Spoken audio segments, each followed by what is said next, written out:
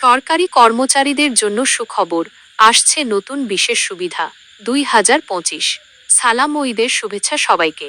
আজ 7ই জুন 2025 তারিখের সর্বশেষ আপডেট অনুযায়ী সরকারি চাকরিজীবীদের জন্য একটি নতুন বিশেষ সুবিধা ঘোষণা করা হয়েছে, যা আগামী 1 জুলাই 2025 তারিখ থেকে কার্যকর হবে। এর ফলে সরকারি কর্মচারীদের বেতন এবং পেনশনারদের পেনশনে একটি উল্লেখযোগ্য পরিবর্তন আসবে। কারা এই সুবিধার আওতায় পড়বেন? জাতীয় বেতন স্কেলের আওতাভুক্ত সকল সরকারি, বেসামরিক, স্বশাসিত এবং রাষ্ট্রায়ত্ত প্রতিষ্ঠানসমূহ, ব্যাংক, বীমা ও আর্থিক প্রতিষ্ঠান, বর্ডার গার্ড, বাংলাদেশ, বিজিবি ও পুলিশ বাহিনীতে নিয়োজিত কর্মচারীরা এই সুবিধার আওতায় আসবেন। এছাড়াও পুনঃস্থাপনকৃত পেনশনারগণ সহ সকল পেনশনভোগী ব্যক্তিরাও এই বিশেষ সুবিধা পাবেন। কত টাকা বাড়বে? বেতন গ্রেড 1 থেকে গ্রেড 9 পর্যন্ত এই গ্রেডের কর্মচারীরা তাদের মূল বেতনের 10% হারে বিশেষ সুবিধা পাবেন।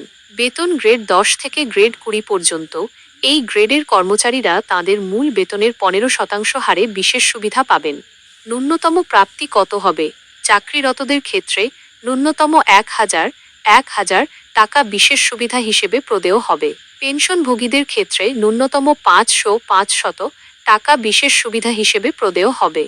অন্যান্য গুরুত্বপূর্ণ বিষয়াবলী।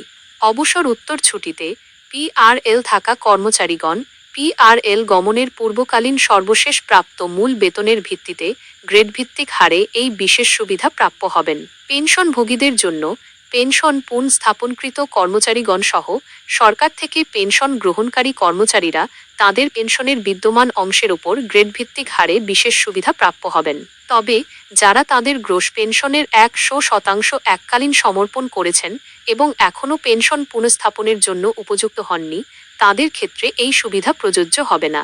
চুক্তিভিত্তিক নিয়োগপ্রাপ্ত সরকারি কর্মচারীদের ক্ষেত্রে চুক্তিভিত্তিক নিয়োগের অব্যবহিত পূর্বে সর্বশেষ আহরিত মূল বেতনের ভিত্তিতে এই সুবিধা প্রযোজ্য হবেন। তবে যদি তিনি পেনশনভোগী হন, তাহলে পেনশনের বিদ্যমান অংশ অথবা চুক্তিভিত্তিক নিয়োজিত হওয়ার অব্যবহিত পূর্বের সর্বশেষ আহরিত মূল বেতনের ভিত্তিতে যে কোনো এক ক্ষেত্রে এই সুবিধা পাবেন। সাময়িক বরখাস্তকৃত কর্মচারীগণ সাময়িক বরখাস্ত হওয়ার তারিখের অব্যবহিত পূর্বের মূল বেতনের 50% অর্ধেক এর ওপর গ্রেড ভিত্তিক হারে বিশেষ সুবিধা প্রাপ্য হবেন। বিনা বেতনে ছুটিতে লিভ উইদাউট পে থাকা কর্মচারীগণ এই বিশেষ সুবিধা প্রাপ্য হবেন না। স্বশাসিত সংস্থা ও রাষ্ট্রায়ত্ত প্রতিষ্ঠান এবং ব্যাংক, বীমা ও আর্থিক প্রতিষ্ঠানসমূহের কর্মচারীদের ক্ষেত্রে যারা জাতীয় বেতন স্কেল 2015 এর আওতাভুক্ত, তাদের এই বিশেষ সুবিধা বাবদ প্রয়োজনীয় ব্যয় সংশ্লিষ্ট প্রতিষ্ঠানসমূহের নিজস্ব বাজেট থেকে মেটাতে হবে। পূর্বের 5% প্রণোদনা বা 1000 টাকা কি বাদ যাবে?